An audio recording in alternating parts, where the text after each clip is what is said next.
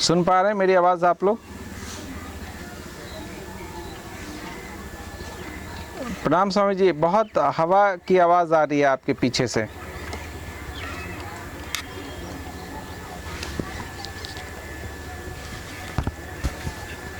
हाँ हाँ हाँ, सुन पा रहा हूँ, कहें स्वामी।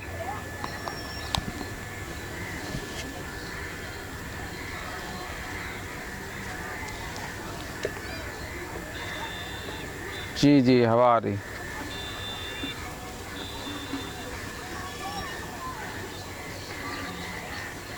हम्म।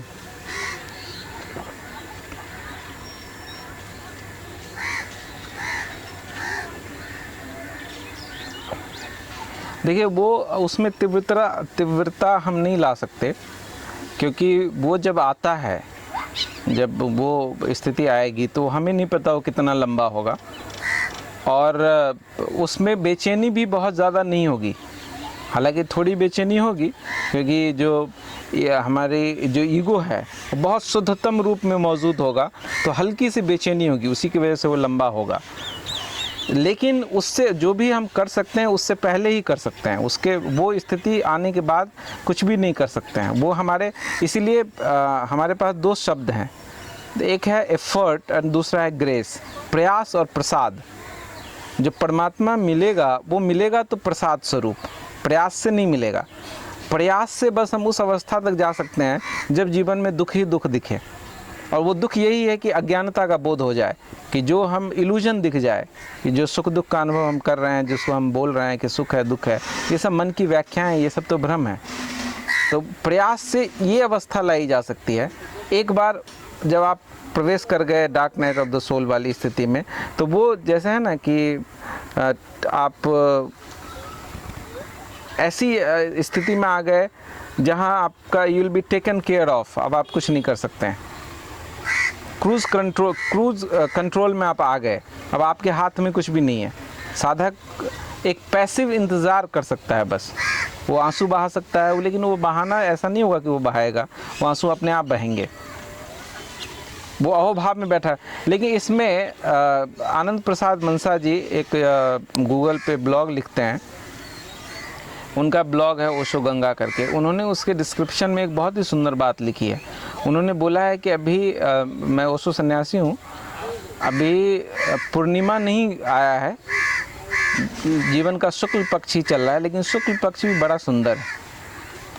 तो वो दुख भी हमारे संसार के जितने सुख दुख हैं उससे सुंदर है। उस दुख में दुखी होना और किसी भी सुख से सम्मानित होना या सुख पाने से बेहतर है। लेकिन वो कितना भी लंबा हो सकता है, वो कितना भी लंबा हो सकता है, और एक क्षण में भी घटना घट सकती है। लेकिन कई दफ़ा, लेकिन ज़्यादा से ज़्यादा एक जन्म होगा, उससे ज़्यादा लंबाई नहीं होगी। लेकिन वो जितना भी लंबा होगा उसके पीछे का भी गणित समझ लीजिए, उसका लंबा होना बहुत ही सुंदर है, क्योंकि उसी की लंबाई से आप ये तय होगा कि आप कितने लोगों के ज़्यादा काम आ पाएंगे। अगर वो एक जन्म चल गया तो आप अगले जन्म में एक बहुत बड़े सद्गुरु बन सकते हैं, आप बहुत लोगों के काम के हो सकते हैं। उसका लंबा होना ज़रूरी है। इसीलिए शायद अस्तित्व, इसके पीछे भी कोई नियम काम करता हो कि अस्तित्व उसको लंबा दे, लेकिन एक जन्म से ज़्यादा लंबा नहीं चलेगा। और अगला जन्म जो देखिए, वो करीब करीब ऐसी स्थिति है कि उस पार क्या है आपको दिख तो रहा है, लेकिन वो बिल्कुल साफ नहीं है। झूठ खत्म हो गया जीवन से, सत्य का अभी आवरण, सांझ वाली स्थिति है, यह भोर वाली स्थिति है कि अभी रात तो चली गई लेकिन सूरज नहीं उगा है, सूरज जल्दी ही उगेगा। बहुत ही मधुर स्थिति है वो, चिंताजनक स्थिति नहीं है। एक पुराने सन्यासी अभी मुझे फ़ोन किए थे, वो बोले कि लग रहा है कि सब कुछ यात्रा जैसे ठहर गई है। तो मैं बोला कि ठहर गई, ये सुंदर चीज़ है, अब आप भी ठहर जाइए। लेकिन मन हमारा इस चीज़ के प्रति सजग होइए कि मन का मतलब ये होता है एक सूक्ष्म इंतज़ार, वो निरंतर इंतज़ार कर रहा होता है, उसके प्रति जागें कि कहीं भीतर आप कुछ इंतज़ार तो किसी चीज़ का नहीं कर रहे हैं। इसीलिए मैंने वो सवाल बोला पूछने के लिए कि व्हाट आई रियली वांट।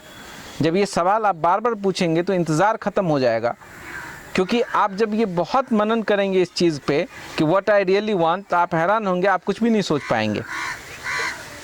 अंत में आप यही निर्णय लेंगे कि आई डोंट वांट एनीथिंग। इसके पीछे दो कारण हैं। एक तो कारण ये है कि मन की लिमिटेशन है, मन उसको देख नहीं सकता जो उसको सच में चाहिए।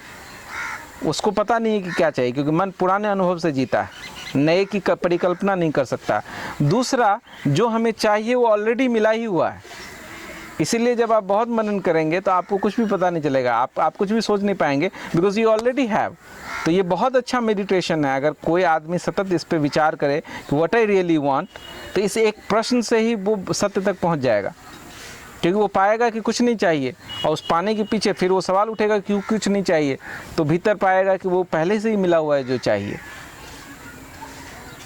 तो वासना गिर जाएगी, क्योंकि वासना हमेशा कुछ चाहती है, लेकिन जब हमें पता चलेगा कि जो हमको चाहिए वो मिला ही हुआ है, तो चाहना खत्म हो जाएगी। इसीलिए इस पे मनन ज़रूरी है कि व्हाट आई रियली वांट। आमतौर पे हम रेंडमली बोल देते हैं आई वांट दिस, तो सवाल पूछिए क्यों चाहिए मुझे, व्हाई आई वांट दिस। तो बोलेंगे I want because I want to be happy. So why you want to be happy? Because I am sad. Why you are sad? Go on asking and asking and asking.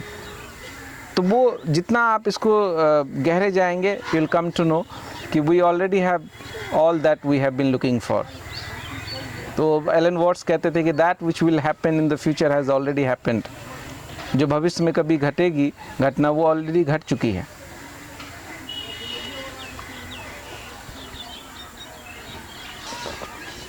जी, कोई और मित्र प्रश्न पूछना चाहते हैं?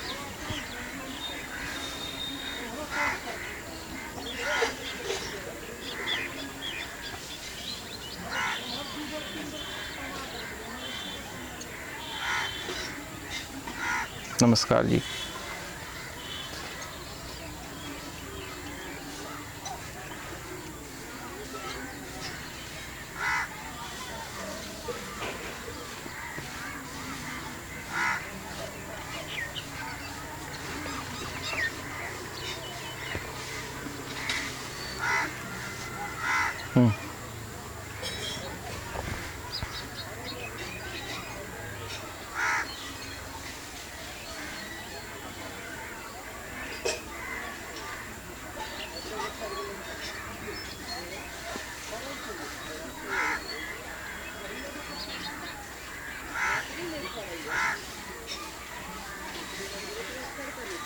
देखिए, ओम